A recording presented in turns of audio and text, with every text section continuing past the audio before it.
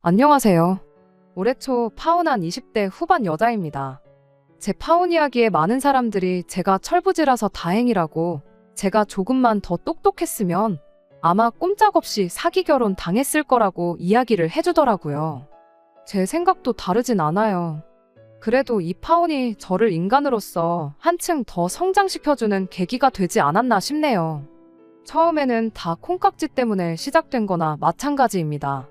결혼하기에 마땅한 사람이 곁에 있으면 굳이 30살 홍기가 찰 때까지 기다릴 이유가 뭐가 있나 싶었어요. 그리고 그때까지만 해도 저는 제 남자친구가 그 마땅한 사람이구나 착각 속에 살고 있었지요. 청혼도 제가 먼저 했어요. 꼭 연애 몇 년 더 하고 결혼해야 하는 이유가 있냐? 지금 하나, 내년에 하나, 내후년에 하나, 우리 둘이 결혼하는 건 똑같은 거 아니냐고 남자친구한테 제가 먼저 물었죠. 그 말을 했을 때만 해도 알겠다고 하루빨리 결혼해서 행복하게 살자던 남자친구였는데, 막상 그로부터 며칠이 지나 본격적인 결혼 이야기가 오가기 시작하니 남자친구가 별로 의욕도 없어 보이고, 결혼에 관한 이야기가 나오면 의도적으로 피하고 어려워하는 듯한 모습을 보여왔습니다. 만날 때마다 제 앞에서 무슨 이야기를 꺼낼까 말까 하는 모습을 몇 번 보다가 답답해진 제가 먼저 무슨 하고 싶은 말이라도 있는 거냐고 먼저 물어봤죠. 그리고 그제서야 남자친구가 저한테 사실은 자기가 부모님과 사이가 안 좋다는 이야기를 꺼내왔고요. 이야기를 들어보니 남자친구가 부모님하고 연락 안 하고 지낸 지가 벌써 수년 세월 지난 상황이랍니다. 그러고 보니 연애 1년 하는 동안 남자친구가 부모님에 대한 이야기 한 번 따로 한 적 없었고, 명절 때나 응당 부모님하고 시간을 보내야 할 그런 날들마다 어디 안 가고 집에 있고 그랬던 게 생각이 나더라고요. 남자친구가 힘들게 털어놓은 이야기는 이랬어요. 본가가 지방에 있고 자기는 대학교 때부터 집에서 나와 따로 살게 되었다고요. 그런데 그렇게 혼자 집에서 떨어져 나온 이유가 집안 형편이 어려워서 그랬던 이유가 가장 컸답니다. 대학교 들어갈 때쯤 해서 부모님이 하던 사업이 안 좋아지면서 부모님이 대학 가지 말고 일이나 해서 아버지 사업에 돈을 보태라고 했답니다. 당장 남자친구가 그 나이에 아르바이트 해봐야 그 당시 시급으로는 한 달에 100만 원 버는 것도 힘든 상황이었대요. 그런데 100만 원 남짓한 돈 보탠다고 뭐 망해가는 아버지 사업이 살아나기나 하냐고 대들었다네요. 그랬더니 부모님이 하는 말이, 네 말대로 꼴랑 네가 가져다준 100만 원으로 사업이 살아나는 건 아니지만 네가 대학만 포기하면 아낄 수 있는 돈이 얼마나 되는지 알고나 하는 소리냐고 그랬답니다. 말인즉슨 대학교 들어가서 나가는 남자친구 생활비부터 시작해서 학비까지 어떻게 도와줄 형편이 안 되었다는 거예요. 남자친구 부모님 입장에선 그런 사실을 직접적으로 말하기가 너무 마음이 아파서 그냥 직장이나 알아보라고 최대한 돌려서 말했던 거였다는데, 남자친구는 그동안 노력해온 것도 있고 학교까지 붙었는데 빚을 내서라도 도와주지는 못할 망정 꿈을 접고 돈이나 벌라는 부모님에게 크게 실망을 했다는 거죠. 그렇게 혼자서라도 잘 먹고 잘 살겠다 말하고 부모님 뜻을 거역하고 혼자 서울로 도망치듯 올라왔다는 겁니다. 그 뒤로 부모님하고 연락을 아예 안 하고 지낸 건 아닌데, 학자금 대출 받아서 학교 다니고 아르바이트 하면서 혼자 지내는 생활비 마련하는 자기한테 돈 좀 빌려줄 수 있냐는 연락을 받고는 그 뒤로 부모님한테 질려서 아예 연락을 끊고 지냈다고 해요. 군대 갈 때도 일부러 집에 말도 안 하고 혼자 다녀왔고, 대학교 들어가고부터 지금까지 부모 없이 고아처럼 혼자 지냈다. 이후에 자기가 이렇게 직장도 생기고 잘 풀렸지만 선뜻 부모님하고 다시 연락하고 지낼 용기가 생기지가 않아서 여전히 죽었는지 살았는지 소식도 모르고 지내고 있다. 뭐 그런 이야기를 하더군요. 그 중에서 다시 연락하기 가장 두렵게 만들었던 건 그 이후로도 시간이 한참 지났는데 여전히 집안 형편이 어려운 상황이고 자기가 자리를 잡았다는 이야기에 혹시나 집에서 돈을 또 요구해오지 않을까, 그게 가장 무서웠대요. 그런 아픈 과거를 이야기하는데 참 오만 가지 생각이 들더라고요. 연애기간 1년, 긴 시간은 아니지만 그래도 남자친구가 그런 과거를 가지고 있는 사람치고는 사람이 많이 밝다고 생각했거든요. 부모님 지원 없이 혼자 힘으로 생활비 마련해가면서 대학교를 졸업하고 회사도 아는 사람이면 알만한 국내 내노라 하는 좋은 회사 중에 한 곳을 들어간 것도 참 대단하다 싶었어요. 저는 부모님 지원 받을 거 다 받으면서도 학교에서 성적도 그렇게 좋은 편도 아니었고 취직도 결국 지망하던 회사에는 면접 한 번 못 가보고 합격한 회사들 중에 적당한 회사 골라 들어가서 다니고 있었으니까요. 아무튼 그동안 실없는 농담하고 그러던 모습과는 다르게 남자친구가 아픈 과거를 딛고 자수성 가한 진국 중에 진국이었구나 하는 생각이 들기도 했습니다. 저와 비교해서 모자랄 게 없는 그런 사람처럼 보였죠. 사실 당장 남자친구가 부모님하고 연락을 안 하는 사이라고 해도 그게 저희가 결혼을 다시 생각해야 할 만큼의 큰 문제는 아니었다 보니 일단은 이 부분에 대해서는 나중에 짚고 넘어가자고 이야기를 했어요. 그 후로 남자친구를 저희 집에 먼저 인사를 시켰습니다. 그리고 결국 남자친구가 부모님과 관계가 소원하다는 이야기를 저희 부모님께서도 알게 되셨죠. 그 전까지야 저랑 남자친구 둘이서 부모님 없이 결혼을 한 해 만에 혼주석 양쪽 다 비워놓고 피로연 형식으로 결혼식을 올리네 어쩌네 그런 뜬구름 잡는 이야기만 주거니 받거니 하고 있었거든요. 그런데 이젠 저희 부모님도 이 상황을 알게 되셨으니 저희 부모님의 의중도 중요하다는 생각이 들었죠. 아니나 다를까 저희 부모님께서 그래도 결혼이 일륜지 대사인데 부모님이 돌아가신 것도 아닌데 어떻게 결혼 소식을 모르게 하고 결혼을 할 수 있겠냐 하고 이야기를 꺼내오셨어요. 물론 저희들 결정이 제일 중요하긴 하겠지만 그래도 도리상 결혼한다 말씀을 드리는 게 더 중요하지 않겠냐고요. 그 후에 결혼식에 남자친구 부모님이 오시는지 안 오시는지 부를 건지 안 부를 건지 혹은 혼주석을 비워두고 단촐하게 지인들만 초대해서 작게 결혼식을 올릴 건지 그건 그때 가서 정하는 게 맞는 거 아니냐고요. 저희 부모님 말이 사실 틀린 게 하나 없었다 보니 남자친구도 일단 부모님께 결혼 소식을 전하겠다고 대답을 했습니다. 그리고 얼마 뒤에 남자친구가 혼자서 고향집에 다녀오겠다는 이야기를 꺼내왔어요. 저는 왜 그런 자리를 나를 두고 가려느냐 따져 물었죠. 남자친구는 혹시 모르지 않냐고 괜히 갔다가 안 좋은 꼴을 볼 수도 있는 거고 당할 수도 있는 거고 모르는 일이지 않냐고요. 그럴 바에 맘 편하게 혼자 다녀오겠다고 하는데 암만 생각해봐도 그건 아닌 것 같았어요.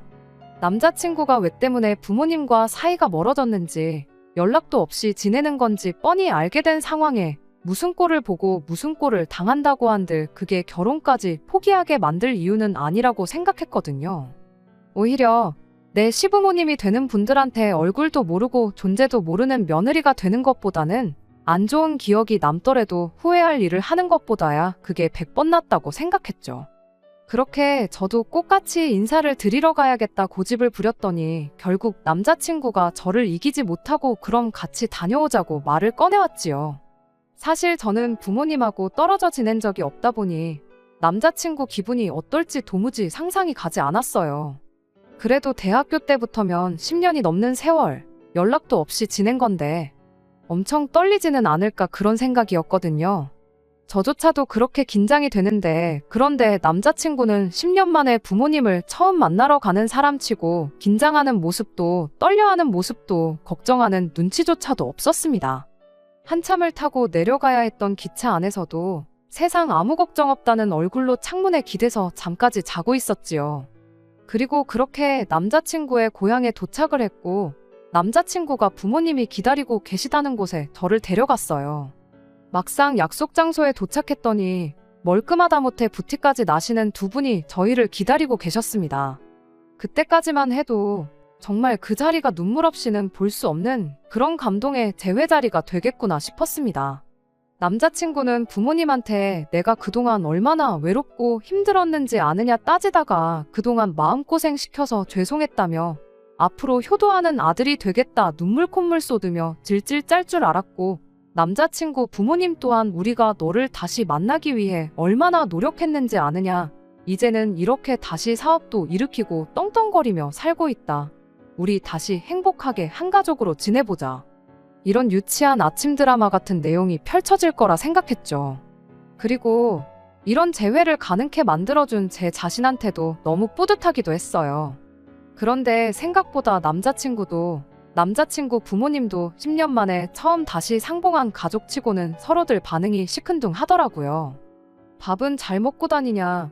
네, 잘 먹고 다녀요 하는 형식적인 인사 정도만 주고받은 게 다였어요. 10년 동안 연락도 없이 지낸 아들 안부는 밥 잘 먹고 다닌다는 말로 다 설명이 된 건지 그 이상 그 어떤 질문도 하지 않으셨습니다.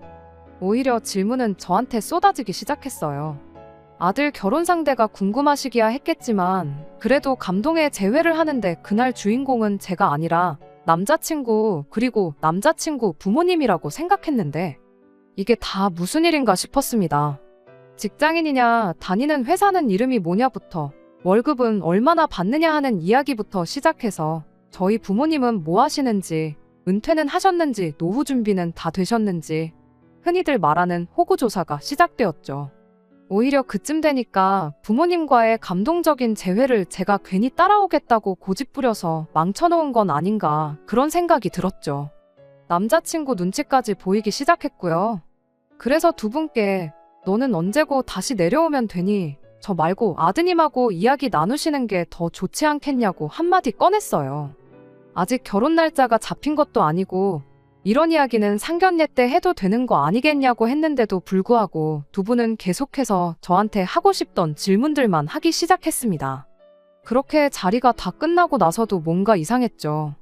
보통 이런 경우에는 부모님이 자식을 기차역까지 배웅해주고 그래도 문내 아쉬워서 떠나가는 기차만 멍하니 바라보고 그럴 줄 알았는데 막상 자리가 끝나니 날 추우니 조심히 들어가라는 한마디 말만 하고 두 분은 기차역은커녕 약속 장소 입구까지도 저희를 배웅해주지 않고 그냥 갈 길을 가셨거든요. 돌아오는 기차 안에서도 남자친구가 기분 나빠하는 내색 하나 하지 않고 또 편한 자세 잡고 잘 준비부터 하더라고요. 그때는 남자친구 부모님이 원망스럽기까지 했죠. 해도 너무하신 거 아니냐고. 뭐 장원급제에서 돌아온 정도까진 아니지만 그래도 그렇게 아들이 혼자임으로 힘든 시기 보내면서 좋은 회사 취직해서 결혼할 여자까지 데리고 금이환영한 거나 마찬가지인데 아들에 대한 관심이 없어도 너무 없는 거 아닌가 싶었거든요. 그래서 남자친구한테 너는 괜찮냐고 부모님이 별로 기뻐하지 않으시는 것 같다고 한마디 건넸는데 남자친구가 두 분이 내색은 안 해도 엄청 기뻐하시는 거라며 설명을 해주기 시작했습니다. 원래 이쪽 지역 사람들이 무뚝뚝한 기질이 있다는 거 너도 살면서 한 번은 들어보지 않았느냐고. 부모님이 여기 토박이라서 원래도 성격이 무뚝뚝해서 그런 거다. 그리고 언제 보든 그렇게 한결같은 게 좋은 거지. 괜히 10년 만에 봤다고 해서 나를 어려워하고 그랬다면 나도 그게 내 나름대로 부담스럽고 불편했을 거다 하면서요.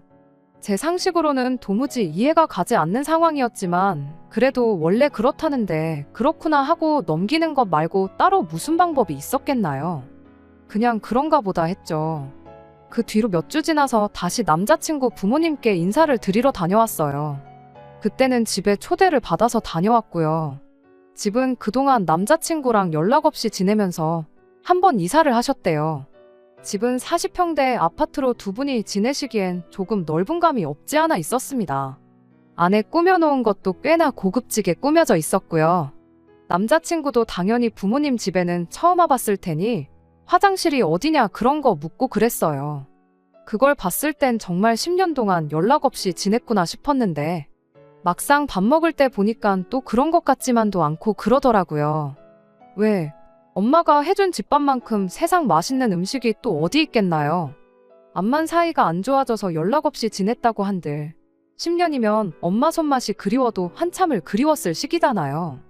제 남동생만 해도 군대 갔다가 첫 휴가 나왔을 때 엄마가 해준 음식 먹고 싶어서 고생했다고 그렇게 유난을 떨면서 두 그릇, 세 그릇씩 먹고 그랬었었는데 아무리 기질이 무뚝뚝한 지역 사람들이라고 한들 어머님 음식 솜씨가 나쁜 것도 아니고 오히려 제 입맛에도 엄청 맛있다 싶을 정도로 좋았었는데 깨작거리면서 먹는 둥 마는 둥 하는 남자친구를 보니까 또 그런 부분은 참 이해가 안 가기도 하고 여러모로 혼란스러운 하루였습니다. 그런 와중에도 저희 결혼 준비는 나름 착착 진행되고 있었어요. 두 분이 멀리 살고 계시고 사업을 하고 있는 관계로 시간을 따로 내기가 어렵다 하여 상견례 날짜를 조율하는 데 있어서 조금 문제가 있었어요. 상견례를 안 했다고 결혼 준비를 미룰 이유는 없겠다 싶어서 저희는 저희 나름대로 열심히 결혼 준비를 하고 있던 상황이었고요. 식장이라든지 스드메 같은 것들은 따지고 보면 목돈이 들어가는 일이긴 했지만 결혼해서 살게 될 신혼집 구하는 거에 비하면 보잘것없는 비용이었어요. 그간 직장 생활하면서 제가 모아놓은 돈이 5천이었고 저희 부모님이 3억을 도와주시기로 이미 이야기가 되어 있는 상황이었고요. 남자친구가 모아놓은 돈은 3천만 원으로 월급에 비해 그렇게 많은 편은 아니었습니다. 아무래도 그동안 혼자 힘으로 쭉 살아왔고 학자금이며 이런 거 전부 대출받아서 했다 보니 당연히 당장은 모아놓은 돈이 부족할 수밖에 없다 싶었죠. 그런데 남자친구가 저희 집에서 3억을 도와주기로 했다는 이야기를 듣고는 일단 빌라나 오피스텔 전셋 같은 걸 알아보는 게 좋겠다는 이야기를 꺼내왔습니다. 저희들 모은 돈은 일단 결혼 비용과 신혼집에 마련할 살림살이 구하는 데 쓰고 대출은 최대한 없이 가는 게 유리하지 않겠냐면서요. 그래서 제가 남자친구한테 그게 무슨 말이냐 물어봤어요. 남자친구가 한다는 소리가 자기가 혼자 지내면서 학자금 갚고 그렇게 살아왔다 보니 대출 갚는 건 아주 이골이 났다고. 그러니까 형편 닿는 대로 신혼집을 대출 없이 구하고 결혼하고 나서 돈을 열심히 모으고 굴려서 그때 진짜 좋은 집으로 이사를 가자는 뜻이라며 설명을 하는 겁니다. 그렇게 나오니 솔직히 제가 돈 이야기를 하지 않을 수가 없었어요. 솔직히 남자친구 집이 과거에는 어려웠다지만 제 눈으로 직접 어느 정도 여유가 생긴 상황이란 걸 보고 왔었잖아요. 그래도 우리 집에서 3억이라는 큰 돈을 보태주기로 했는데 남자친구 집에서 3억까지는 아니라도 어느 정도 지원을 받는 게 공평하고 어떻게 보면 당연한 수순이라는 생각이 들었거든요. 그런데 남자친구가 단호하게 부모님께는 지원을 받을 생각이 없다며 거절을 하더라고요. 10년 만에 부모님과 다시 관계 회복을 한 건 좋은 일이긴 하지만 문제는 그 관계 회복을 한 계기가 우리 결혼 때문이지 않냐는 이야기를 하더라고요. 무슨 소리를 하는 건가 싶었는데 결혼한다고 10년 만에 다시 부모님한테 연락해서 갑자기 억소리 나는 큰 돈을 요구하면 자기 부모님이 우리를 뭘로 생각하겠냐는 겁니다. 말인즉슨 이 관계 회복의 이유가 다시 한 가족으로서 잘 지내고 싶어서 그런 게 아니고 돈 때문에 그런 거라 오해하실 수도 있는 거 아니겠냐는 거죠. 지난 10년 세월 자기가 얼마나 힘들게 지내왔는지 아냐면서 당장 먹을 게 없어서 돈 아낀다고 라면 한 봉 끓여서 한 끼는 면만 먹고 한 끼는 국물만 먹고 어쩔 때는 국물에 밥 말아 먹는 것도 아까워서 소면 한 봉지 사다가 남은 라면 국물로 재탕을 몇 번이나 해서 먹고 그랬답니다. 단돈 5만 원이 없어서 끼니도 거르고 했던 그런 절박한 상황에서도 부모님한테 당장 굶어 죽게 생겼으니 1만 원이라도 보내달라 연락하고 싶은 거 참아가면서 살았다는 소리죠. 그런데 이렇게 결혼한다고 10년 만에 다시 연락해서는 얼굴 2번 보여주고 결혼자금 도와달라고 1억을 달라, 2억을 달라 이런 이야기 꺼내면 자기 부모님이 진심으로 잘 지내고 싶어서 다시 연락한 게 아니고 순전히 결혼할 때 돈 얼마 받아가려고 연락한 것이라 오해를 할 거라는 거예요. 자기야 자식이니까 얼굴에 철판 깔고 그럴 수 있겠지만 사이 안 좋은 거 뻔히 아는 상황에 집에 돈 받아오라고 시킨 저를 두 분이 안 좋게 보실 게 뻔하다는 거죠. 그러니까 부모님이 먼저 마음에 우러나와서 우리한테 경제적인 지원을 해주시겠다고 먼저 말을 꺼내기 전까진 우리가 직접적으로 먼저 요구를 해서는 안 된다는 겁니다. 모처럼 회복한 부모님과의 관계이니만큼 쓸모없는 오해를 사고 싶지 않다고, 특히나 자기 혼자만이면 상관없지만 이젠 저까지 껴있는 상황이니만큼 더더욱 부모님한테 우리가 돈에 환장해서 돈 때문에 다시 찾아온 것 같은 느낌을 주고 싶지 않다고요.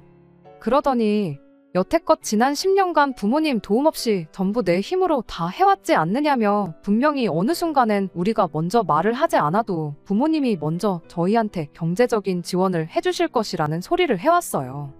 두 분이 원래 사업이 어려워지기 전에 씀씀이가 좋은 분이셨다. 뭐 하나라도 더 해주고 싶어 하시는 분들이고 여유가 있으면 있는 대로 분명히 해주실 분들이니 당장 돈 얼마 지원 못 받는 걸 아쉽게 생각할 것 없다고. 그런 식으로 재차 이야기를 하더라고요. 그때는 느낌이 쎄했다기보다 그럴 수도 있겠다 생각했었죠. 아무래도 시기상 저는 얼굴 2번 내비친 게 전부고 남자친구 또한 저보다 전화 몇 통 더 드렸던 것밖에 없었으니까 말이죠. 상견례도 하지 않은 상황인데 난데없이 예비 처가에서 3억을 해준다는데 부모님은 얼마를 해주실 거냐부터 묻는다면 남자친구 말대로 돈 때문에 연락한 건가 충분히 오해할 수도 있겠다는 생각이었어요. 결과적으로는 그 말을 그대로 믿은 게 저한테는 오히려 득이 되었습니다. 사실 남자친구랑 특히 결혼 이야기 오고 가면서 남자친구의 몰랐던 과거를 알게 되면서 저 스스로 반성을 한 게 많았거든요. 남자친구는 부모님 도움도 없이 저렇게 모든 걸 다 이뤄냈는데 나는 자립심이라고는 눈꼽만치도 없구나. 당장 내가 내 인생에서 부모님을 빼면 나 스스로 뭘 할 수 있을까 하는 자기 반성이요. 말씀드린 대로 저는 부모님의 아낌없는 지원에도 불구하고 학교 성적도 별 볼 일 없었고 취직도 그냥 적당한 곳 한 게 전부였고 심지어 아직도 부모님 집에 살면서 생활비라고 한 푼 드리는 거 없이 편하게만 살고 있었거든요. 결혼도 그렇죠. 내 돈이 아니라 부모님 돈이니까 와닿지가 않는 거지. 3억이 보통 큰 돈은 아니잖아요. 제가 앞으로 3억을 모으려면 얼마나 걸리려나 생각해보면 언제인지 확신도 안 설 만큼 까마득한 액수인데 당장 부모님이 해주신다고 하니까 3억이 돈도 아닌 것 같고 당장 3억으로 서울에 무슨 집을 구하나 싶고 그랬으니 외로움을 버티며 자립심 있게 혼자 모든 걸 다 해결한 남자친구와 비교했을 때 제 자신이 얼마나 한심해 보였겠나요. 그래서 그때 한참 고민하다가 끝내 결심을 했죠. 일단 남자친구 말대로 당장 남자친구 집에 그 어떤 지원을 기대하지 않기로요. 그리고 내친 김에 저도 저희 부모님이 지원해 주시기로 했던 그 3억을 안 받기로 결심을 했죠. 네가 안 받아오니 나도 안 받는다 홧김에 그렇게 생각한 게 아니었어요. 말씀드린 대로 남자친구가 여태껏 혼자 힘으로 이뤄놓은 것에 비해 제 자신이 너무 보잘것없고 한심해 보였기에 저 또한 남자친구가 해온 대로 부모님 도움 없이 스스로의 힘으로 살다 보면 결혼도 하는 만큼 한층 어른스러운 사람이 되지 않겠나 하는 생각이었습니다. 그리고 그날 이후 남자친구를 만나 이런 제 생각을 전해줬어요. 남자친구 말대로 우리가 결혼하는 거지 부모님들이 결혼하는 것도 아닌데 우리 힘으로 한번 어디까지 할 수 있나 해보자고요. 그랬더니 남자친구가 벙찐 얼굴로 그래도 해주시기로 한 건데 그걸 포기하긴 좀 그렇진 않느냐고 대답하길래 그렇지 않다고. 애초에 맡겨놓은 돈도 아닌데 당연한 듯 받아가는 것부터 잘못된 거라고. 형편 닿는 대로 빌라 같은 거 구해 살자고 하지 않았냐. 다행히 우리가 모아놓은 돈이 한 푼도 없는 게 아니지 않냐. 오빠는 대출 때문에 고생했던 거 생각하면 치가 떨린다고 했는데 나는 그 기분이 어떤 기분인지 모른다고. 요즘 대출 없이 사는 사람 어디 있겠냐. 당장 모자란 비용은 내가 내 이름으로 대출받고 내 돈으로 갚을 테니 걱정 말라고 했어요. 인생의 경험이 중요한 법이지 않냐고. 나도 이참에 자립심 키워서 부모님 도움 없이 어디까지 해나갈 수 있나 한번 해보고 싶다고요. 남자친구는 끝까지 저를 뜯어말렸어요. 아예 부모님한테 지원을 안 받을 생각은 아니라고. 타이밍상 지금 물어보기 조금 그래서 그런 거지. 결혼 생활하면서 차곡차곡 부모님하고 관계를 회복하면 그때 가서 얼마든 지원을 받아올 거라면서 저를 설득하기 시작했고요. 저는 그런 남자친구의 제안에 그건 그때 가서 생각하자고 했습니다. 그때가 왔을 때 애초에 우리가 성공해 있으면 그 돈은 아예 안 받아도 되는 돈 아니겠냐고요. 역으로 그때가 왔을 때 우리가 경제적으로 허덕이고 힘든 상황이라면 그럼 그때 가선 염치불구하고 부모님들 지원을 받으면 되는 거 아니겠냐 했죠. 제가 모처럼 결심한 거 내 의지를 꺾을 생각 없다고 강하게 나갔더니 남자친구도 어쩔 수 없다는 듯 그럼 우리 힘으로 한번 열심히 살아보자고 그래도 집에 가서 한번 다시 생각은 해보라고 저한테 한마디 하고는 이야기를 끝냈습니다. 그리고 남자친구와 헤어지고 나서 집에 가서도 부모님께 결혼할 때 해주시기로 한 그 돈은 안 받겠다고 말씀드렸어요. 저희 부모님께서는 그 돈은 애초에 처음부터 저 해주려고 오래전부터 굴리던 돈이고 두 분 노후나 그런 거에 아무 상관 없으니 부담 갖지 말고 받아가라 하셨어요. 아니면 그냥 안 받은 셈 치고 그 돈을 가지고만 있으라고도 하셨죠. 주머니에 돈이 있고 없고 차이가 엄청 크다면서 어떻게든 그 돈을 저한테 주시려고 했는데 그럼 차라리 나중을 위해 계속 그 돈을 굴려달라고 부탁드렸어요. 나중에 더 큰 돈이 돼서 돌아올 수도 있는 거고 내가 굴리는 것보다야 부모님이 굴려주시는 게 더 안전하지 않겠냐고. 그러니 그 돈은 제가 벌써 받은 거라 치고 다시 부모님한테 맡겨놓은 셈 치겠다고 했죠. 처음에는 부모님이 돈을 지원해 주신다 하니 저랑 남자친구가 모아놓은 돈으로 호텔 결혼식이며 유럽으로 신혼여행이며 그런 허세 가득한 계획을 생각하고 있었어요. 막상 그런 거 포기하게 되면 아쉬울 수도 있겠다 싶었는데 부모님한테 말씀드리고 실제로 그 돈을 포기하게 되니 아쉽기는커녕 속이 다 후련하더라고요. 진짜 부모님의 아무런 지원 없이 혼자 힘으로 헤쳐나가게 되었구나 걱정 반, 설렘 반으로 남자친구한테 전화를 했죠. 최종적으로 부모님한테 지원 안 받기로 이야기하고 왔다고요. 그런데 그때처럼 우리 힘으로 한번 잘 헤쳐나가 보자고 한마디 해줄 줄 알았던 남자친구가 굉장히 언짢은 말투로 네가 기어이 일을 그르친다면서 저보고 살면서 세상 힘든 일을 겪어본 적이 없으니 뭐가 똥이고 된장인지 구분도 못한다는 심한 말을 하더군요. 잘 생각했다, 대견하다, 뭐 그런 칭찬 듣고 싶어서 그런 건 아니지만 다짜고짜 똥된장 따지면서 정신 못 차렸다는 식으로 이야기하니 기분이 좋을 리가 없었죠. 그래서 남자친구한테 어차피 대출도 내가 받아서 내 돈으로 다 갚는다고 했고 나중에 오빠가 지원을 받아오게 되면 그때 가서 나도 똑같이 돈을 받아오기로 했는데 뭐 문제되는 거 있냐고 곧바로 따져 물었죠. 남자친구는 끝내 제 고집을 이기지 못했습니다. 아니, 져준 척 했던 걸 수도 있죠. 말은 제가 하자는 대로 하자고 따라줬지만 실제로는 결혼 준비하면서 제가 직접 계산기 두드려보고 하다 보면 부모님 지원 없이 결혼한다고 생각한 건 말도 안 되는 거다 하고 직접 느낄 줄 알았나 봐요. 우리 돈으로 자가를 구해서 살려면 대출을 얼마를 받아야 하고 얼마를 이자로 내야 하고 원금은 이만큼씩 나갈 거고 관리비랑 생활비는 대충 매달 얼마씩, 평생 그 집에서 살 것도 아니니까 저축으로 얼마씩, 그런 걸 미리 계산을 해와가지고 제 앞에 들이밀더라고요.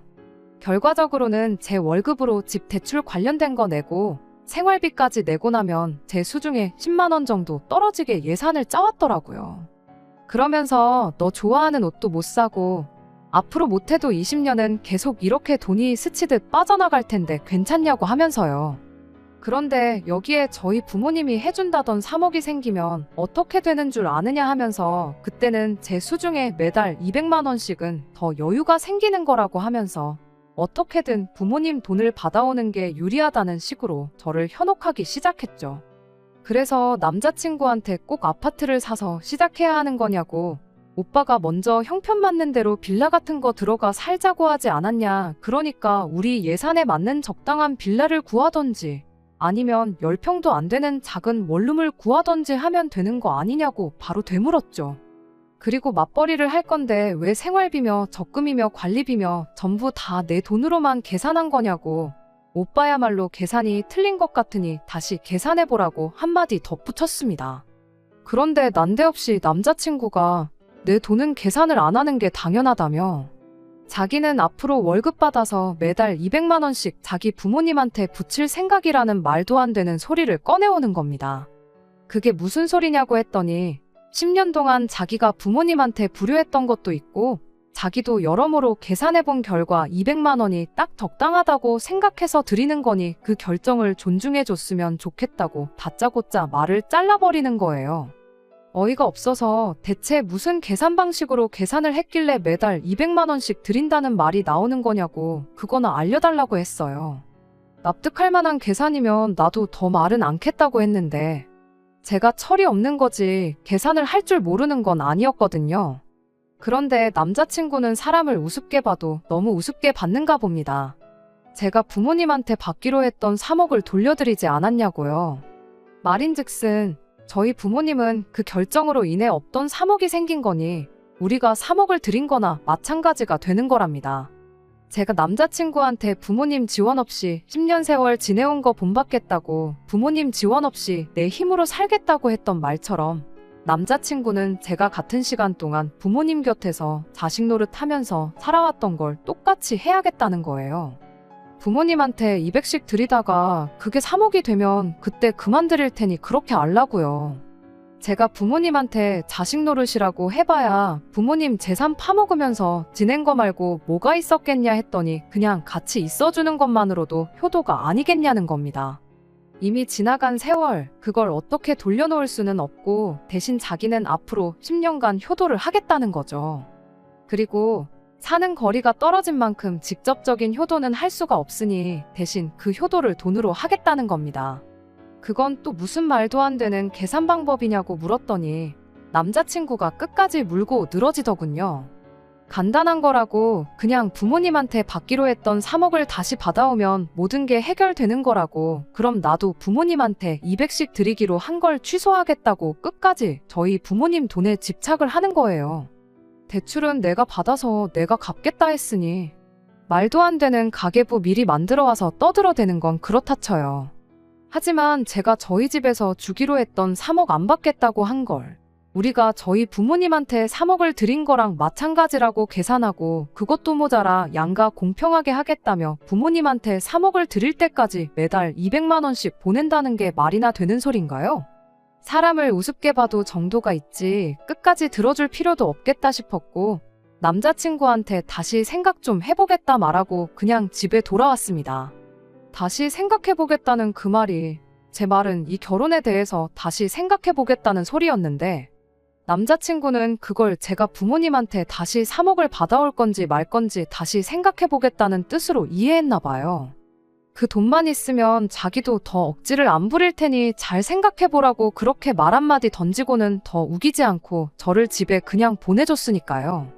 그렇게 한 이틀 정도를 혼자 고민했어요. 이 결혼을 해야 하나 말아야 하나. 이미 답은 정해져 있던 거나 마찬가지인데 상견례만 안 했지 결혼 준비 거의 다 해놓고 파혼하겠다 부모님께 말을 꺼내기가 조금 그렇더라고요. 그러던 중 이게 다 남자친구가 그 3억을 어떻게든 소나귀에 넣으려고 개수작을 부리는 거라는 확신을 갖게 해주는 일이 있게 되었습니다. 그래도 결혼한다고 미리 찍어놓은 웨딩 사진을 제 톡 사진으로 해놓고 있었거든요. 그런데 저희 회사 거래처에 있는 직원분이 그 사진을 봤었나 봐요. 회사 일로 거래처분을 만나게 되는 일이 있었는데 그분이 저보고 혹시 결혼할 사람이 누구누구냐며 남자친구 이름을 대는 겁니다. 그분이 말해주길 남자친구와 같은 대학교를 나왔대요. 이것도 인연인데 청첩장 좀 달라고 하더라고요. 그러면서 혼자 주절거리길 엄청난 마마보이라서 결혼 같은 거 못할 줄 알았는데 하면서 남자친구 과거 이야기를 해주더라고요. 그런데 마마보이라는 말을 듣고 정신이 퍼뜩 들었죠.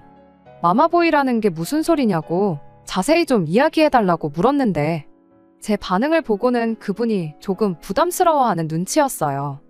혹시 자기가 입을 잘못 놀렸다가 결혼에 문제라도 생기면 그게 무슨 민폐냐고 말을 꺼리더라고요.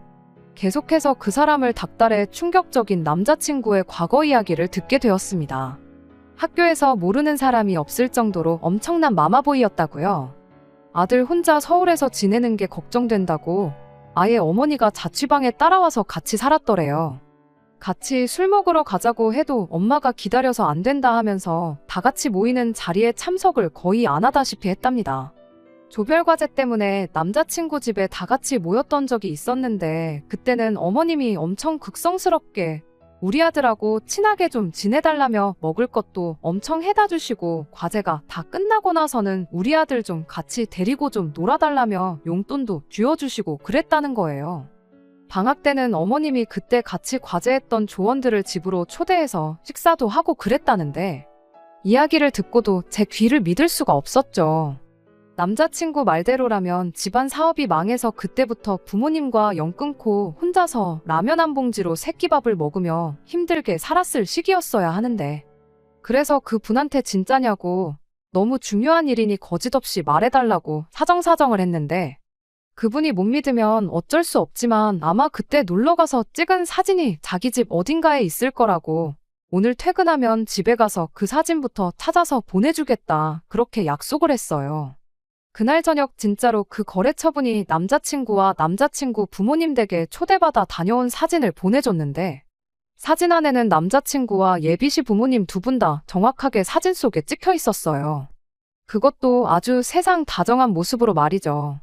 저는 남자친구에게 곧바로 그 사진을 보내 이게 무슨 상황인지 한번 설명 좀 해보라 했습니다.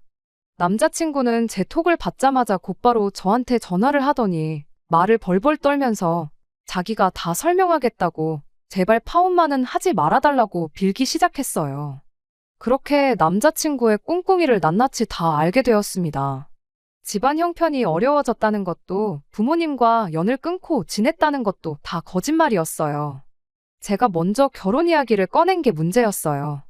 그만큼 자기가 유리한 고지에 서 있다고 생각한 거고 결혼할 때 보통 남자가 더 많은 비용을 낸다고 하니 어떻게 자기 부모님 돈이라도 조금 아껴주게 해드리려고 시작한 거짓말이었다네요. 그런데 저희 집에서 큰 돈을 보태준다 하니 그 돈이면 더더욱 앞으로 부모님 손은 벌릴 일이 없겠다 싶었고 그 돈을 제가 부모님한테 돌려드림으로써 그럼 대신 자기 월급을 부모님한테 보내주는 식으로 자기한테 유리한 결혼을 하려고 했던 겁니다. 그 자립심 강하고 그저 어른스럽기만 했던 남자친구가 사실은 자기 부모님 돈 아껴주겠다고 저와 사기 결혼을 시도한 천하에 둘도 없는 인간 쓰레기였던 겁니다.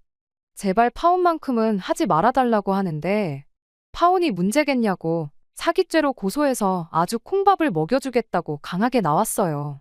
남자친구는 더 이상 방법이 없다고 생각했는지 아주 뻔뻔하게 나오더라고요. 내가 너한테 거짓말을 했을지언정 너한테 그걸로 돈을 뜯어낸 게 있냐? 콩 한 쪽이라도 얻어먹은 적이 있냐면서 적반하장으로 자기를 사기로 고소하면 저를 무고죄로 맞고소를 하겠다는 소리를 하는 겁니다. 그때는 저도 흠칫하기는 했는데 약한 모습 보여주면 안 되겠다 싶어서 저도 어디 한번 해보자는 식으로 강하게 나갔어요. 정말 다행스럽게도 상황이 저한테 유리했습니다. 사기가 꼭 금전적인 피해를 입혀야만 사기가 아니더라고요. 사기 미수라는 게 있는데 사기를 치려던 정황 증거만 있어도 고소가 가능한 상황이었던 거예요. 물론 남자친구 말대로 정황 증거만 있었지 녹취라던가 상황을 완벽하게 입증할 만한 증거가 없었던 게 문제였던 거지요. 다행히 남자친구가 사기미수로 처벌을 받을 수도 있다는 소리만 듣고 잔뜩 겁을 먹어서 지방에 계신 부모님까지 모셔와 제 앞에 싹싹 빌었고 저도 대충 쿨하게 그동안 만나온 정 때문에 봐준다고 한마디 던져주고 그렇게 저희 결혼은 없던 일이 되었습니다. 작정하고 속이려 드는 사람을 간파할 방법은 없겠지만 제가 너무 서둘렀고 사람 보는 눈도 없었어요. 다른 사람들 말 맞다나 오히려 제가 철이 없던 게 천만 다행이었던 것 같습니다. 조금이라도 이속 챙기고 했으면 부모님 돈을 돌려드리겠다는 게 아니고 일단 그 돈으로 결혼부터 하고 몇 년 지나 남자친구 집에서 지원을 받아올 생각을 했을 수도 있으니까요. 이번 일을 겪으면서 저도 정신적으로 조금 성숙해진 것 같습니다. 다른 건 몰라도 이제 부모님께 걱정 덜 끼치고 제 앞가림 제가 스스로 해나가는 그런 사람이 되도록 노력하려고요. 끝까지 들어주셔서 감사합니다. 오늘의 사연은 여기까지입니다. 구독과 좋아요, 알람 설정 부탁드리고 더 좋은 사연으로 다시 찾아뵙겠습니다. 감사합니다.